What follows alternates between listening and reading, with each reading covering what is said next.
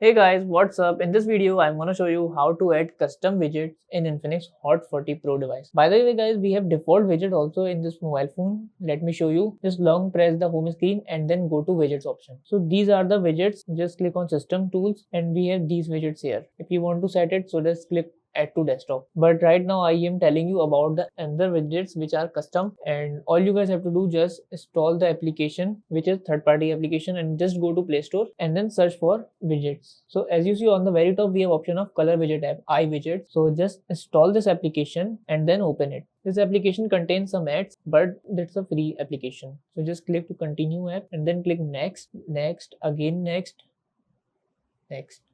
Okay, so if you want to select any widget, just click here, then again click for the widget and then click add.